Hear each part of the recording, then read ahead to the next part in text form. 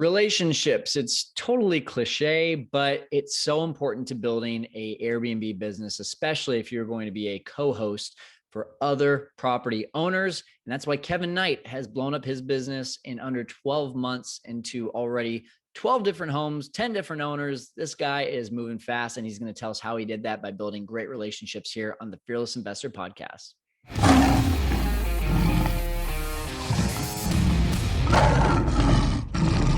Hey, welcome into the Fearless Investor Podcast. Guys, I'm just going to come out with it. If you are serious about building an Airbnb business, you're already doing the right thing by listening to this podcast, subscribing to our YouTube channel. I know you've left 5-star reviews and commented and loved all of our videos, right? Wink, wink. But if you're serious about building this business, you need help. And yes, you can do YouTube University. Yes, you can keep on watching my stuff, but you're also going to make all of your own mistakes, and you're not going to be able to learn from those mistakes any faster than just the pace of which you make them. So why not bypass mistakes? Why not bypass all of the headaches? Why not go ahead and just take the route and the the path of least resistance? And that's exactly why I created the Airbnb Kickstart course. It's right there on our page, right on my website, fearlesskyle.com.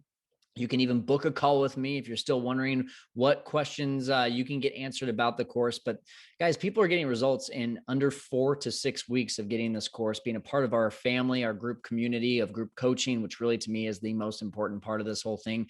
But it is such a great resource and great continued education and a great community. So I would love for you to be a part of it. Go to fearlesskyle.com and then just go to the Airbnb tab. You're going to go to the Airbnb Kickstart course. Right there, you'll see all the information. It's going to be an awesome way for you to be able to get started and jump into building a 6-figure, maybe even 7-figure Airbnb business if you just do the work. Now, with that being said, building a 6-figure business is not anything that Kevin Knight is shy about. He did it in under 12 months, and he's building this thing into what's going to, I know, one day be an empire. And he's done it based on a lot of great relationships. You'll see he just treats people the right way, from the guest to his teammates to the owners. Everyone is getting the best version of Kevin. And that's why I believe he has built a successful business in under a year. Let's get to it right now with Kevin Knight here on the Fearless Investor Podcast. Hey, everyone. Welcome into another episode of the Fearless Investor Podcast. We cannot wait for today's episode here with Kevin Knight coming in from Las Vegas. Got a great story, a great background, been in the short-term rentals industry for actually a long time, but broke off a couple of years ago, started his own business, and now he's really flying with it. So Kevin, thanks for being with us here today, man. Yeah, definitely, Kyle. Happy to be here and excited to talk with you. Yeah, well, and I know I asked you before we got on here, so I don't know which story you're going to pick, but I know you got a lot of crazy stories being in the Airbnb space, short-term rentals for a while, but which one stands out to you as the craziest? Yeah, I think the craziest will have to go to a home in Santa Ana back around, I think, 2016. I was a general manager for a company, and I had a call from a housekeeper that she showed up to the home, entered, the guest should have been gone already for the checkout. She found a naked man asleep in the kitchen with a large amount of crystal meth on the counter. And the corner of the room was filled with brand new shoes and purses. And then there were 2 credit card making machines where they were doing all the fraudulent purchases from. Oh my gosh. When she left, we had the cops called, they showed up, and the rest was handled. Wow, so make sure you screen your guests extra well. I don't even want to know who got 5 stars or who didn't. So yeah, that was the interesting one. That's crazy, man. Well, hey, you're still in the business though, still in it, still making money and having a good time. So that's the important part now. So let's get into it. I know a little bit about your story, but let our audience know, like, what brought you into this space, and how did it go from you being in the space to you eventually making your own business as well? I'd love to have you share the story. Yeah, definitely. So I retired from the Marine Corps in 2014. I served just under 11 years. I was medically retired. From there, I didn't know what direction I was going. happened to stumble across an ad for a sales rep for a new management company that was expanding into California. And that's when I was hired by Vacasa as one of their first sales reps in Southern California. Wow. And so that was that like beginning stages of Vacasa? I think they had around 800 properties under management at the time, Wow. possibly a little bit more. I don't remember exactly, but it was pretty early on. Yeah. One of And the now they first have what, markets. over like 30,000? Yeah, I think close to 40,000 Wow. Yeah. Okay. now. So pretty ground level. That's awesome. Yeah, so I was fortunate to start very early with them. In fact, before I had even heard of Airbnb, and before a lot of the customers we served had heard of Airbnb at the time, Oh, wow. that we were bringing into the industry, a lot of new homeowners. So I had a unique opportunity to help grow Big Bear and the rest of the Southern California market. And then from there, I went over to turnkey vacation rentals also, and did sort of the same thing, helped with their expansion into Southern California. From there, went back to Vacasa for 2 more years Okay. in a senior business development role, focusing on luxury homes and breaking into new markets for luxury homes. After 2 years, I decided that the time was right for me to go out on my own. And so that's when I went out consulting in 2019 and then launched my full service management company in July of 2020. And That's so that's awesome. where I'm at today. That's awesome. So, first question, why the back and forth from Vacasa and Turnkey? Was just better opportunities, or what was going on there? Yeah. So for me, it was always about the homeowner and Yeah. their experience starting out with sales and really taking the relationship building seriously. When it came to loyalty to my homeowners over the company, I chose the homeowners Mm, and that's good. um, decided that I needed to go to a better situation. And over time, as you know, in this industry, things develop very quickly. And as things developed, there were other changes that brought me back to Vacasa when they made a lot of big changes in 2016 and 17 with operational stuff. And so that was more of the back and forth, was trying to really find the right solution for the homeowners that I was tasked with building a relationship, and more importantly, taking care of their most valuable asset. Mm. So to me, it was always about the homeowner loyalty over my own security or anything like that. And was that part of the decision of why you eventually broke out on your own? It was one. I felt like I was boxed in at that point with the growth of the companies to where I had to kind of stay in my area. Right. I'm always looking for improvements, especially looking at it from a homeowner lens. And so I felt like I saw some areas that just weren't being addressed with personalization of management and really taking care of the owners. And so I felt like that the time was right to go out on my own. Yeah, I think that there's something important to be said there, which is, I could even see my business like right now, we're at 50 units and that's happened all very fast. And you mentioned Vacasa being at 800 and now at over 40,000. I always promote our management company as, hey, we're a company, but with a mom and pop feel to it. Like you can get me on the phone, you can get our number one right-hand woman, my assistant, on the phone and get answers to your questions. You're not getting a whole sales team of callers who you need to re-explain your situation to. But what are some of like those things that you did feel like became more about the business and the profits rather than the homeowners when you started seeing these companies getting so big? What were some of the things that were lost in the shuffle, I guess? I felt like one thing that stands out was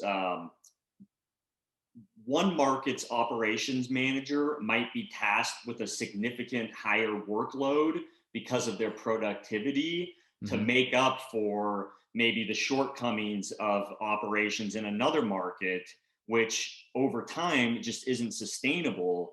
So No. you take these rock star operations managers, but then you give them 75 homes because No someone one in can another handle that. market. Yeah. Yeah, so it's just not sustainable. And then pay cuts. It seems like operations is going to be paid on the lower end than sales and upper management. And, the housekeepers and operations teams are the ones that really make it work. Without Yeah. them, there's no service to offer. That's who should be getting paid the most is operations for sure. Right. Especially with, I mean, you're asking someone to wear a million different hats, because there's a lot of things going on. Exactly. Okay, cool. So how have you taken that experience for what you saw that you didn't want your company to be to now today what your company is?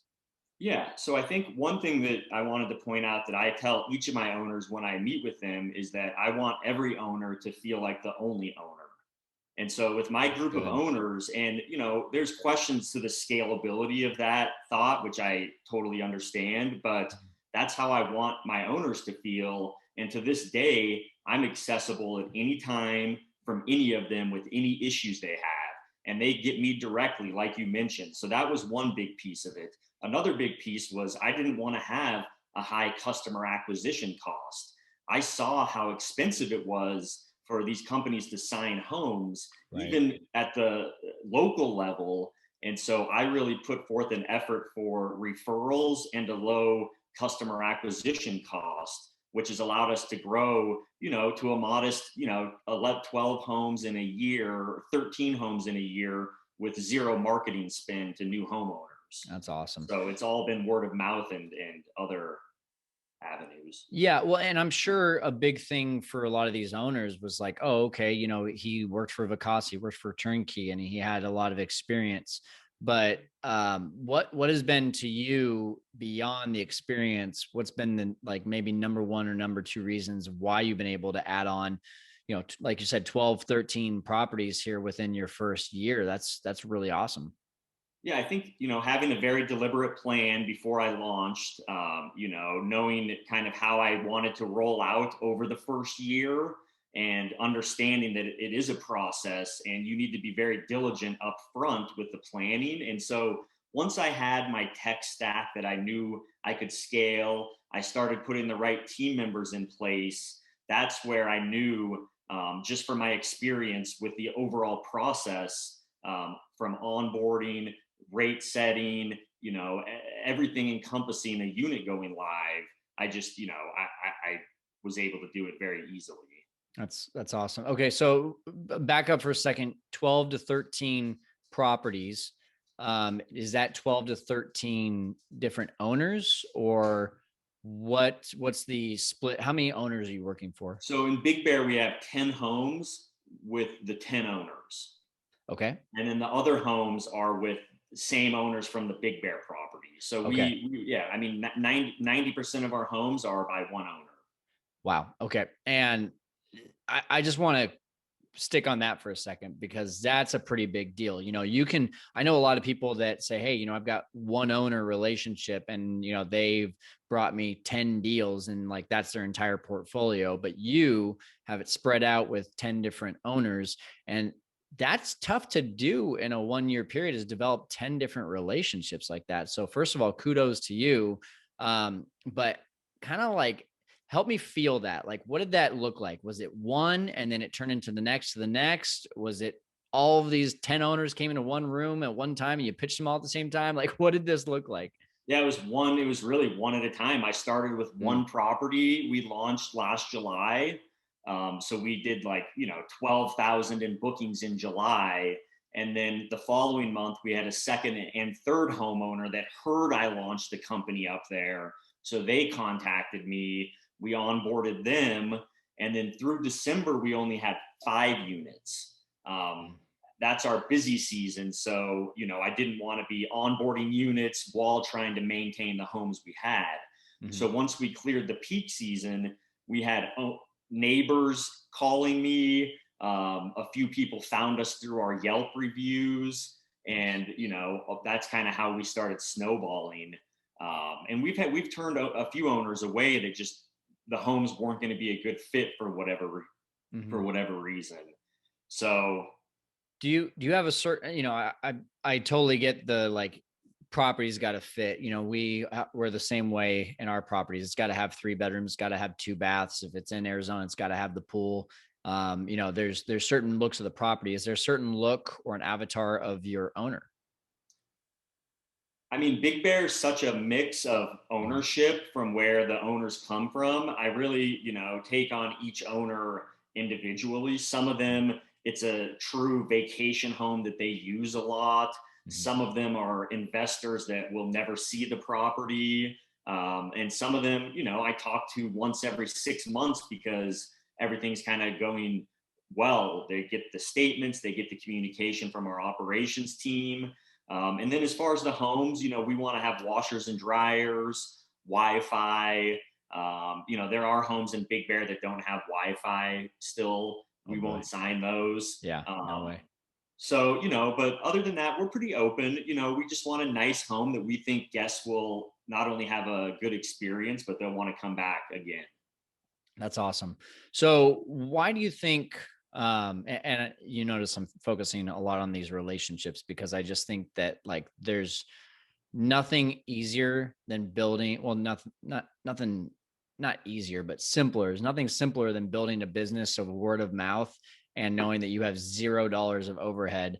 But what would you say, like, if I were to have one of your owners on the show right now and ask them, like, why is it that you love working with Kevin? What are some of the things that they would say? I think I think over the years with a lot of the owners, we've developed a friendship. I Mm, mean, a lot of them have been through so much with me personally that I've opened up to, with them over the years because of how much we work together. I think they would touch on the genuine care that I have for their well being, for their home. I think really listening to what their needs are and understanding where I fit into the puzzle. I know that I'm their property manager. mhm. I know where the owners fit in that piece, and I have a lot of respect for that dynamic. Um, I think they know that I will go to bat for them in any situation. If something isn't right, I'll step up and take. I'll accept, whatever happened and make sure that we make it right for them.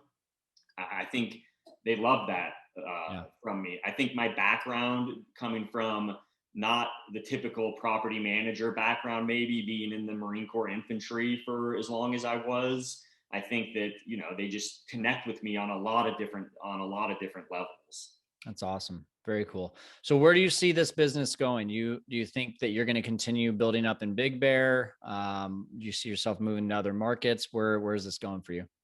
Yeah, I think Big Bear is, I've always loved Big Bear. I want to really start giving back to the community up there. I mean, ultimately, I didn't start this business to get rich off of it. I know that that this is not the type of business where that happens quickly. I did it because I want to give back as much as I can to the city up in Big Bear, Mhm. to veterans through different initiatives we'll be running and have run already, and then to the homeowners. So, finding ways to grow a sustainable business that gives back to the community, that takes care of our teammates. I have one full-time employee, Katie, who's my 24-year-old general manager in Big Bear that I would be nothing without, Yeah. her. She's really the one that makes it happen up there. So making sure they're taken care of, and then possibly look at other markets. I've looked at possibly offering a free franchise to a veteran in a destination market somewhere that we would help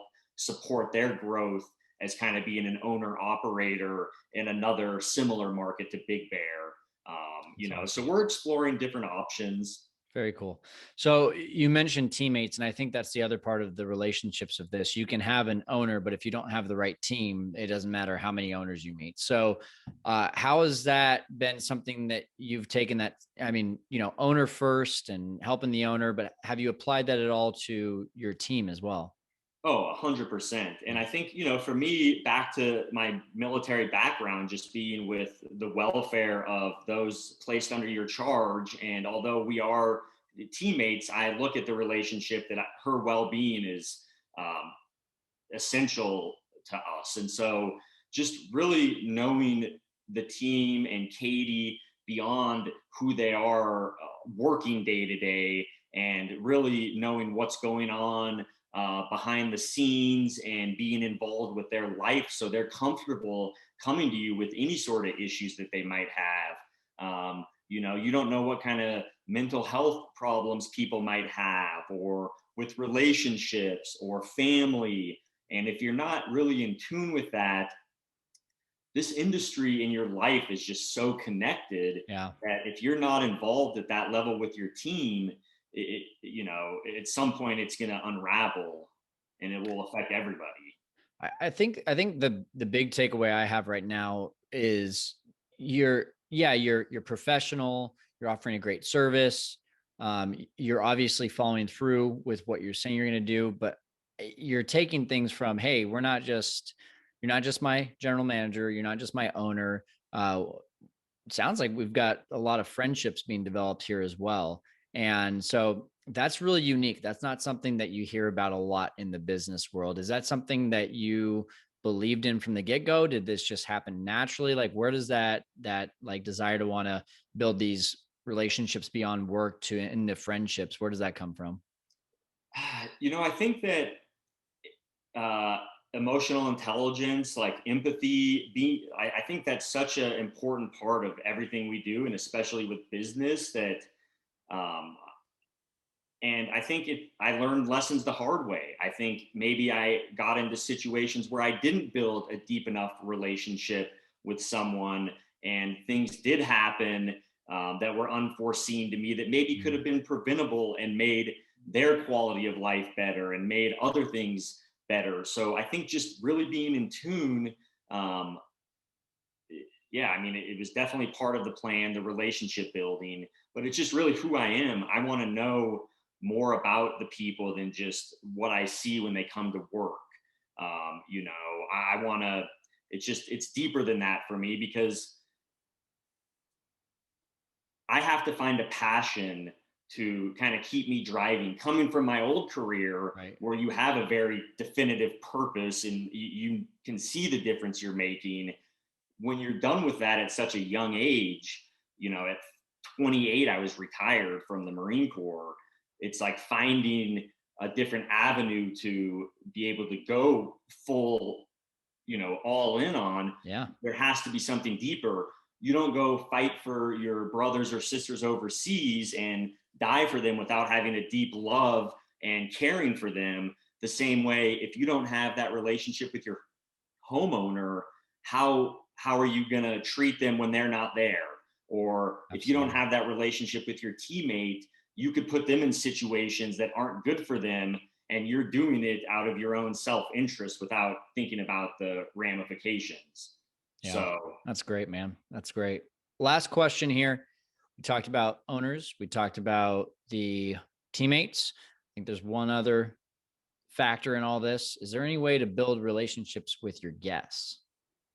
oh, definitely. I think being in tune with the signals they're giving you.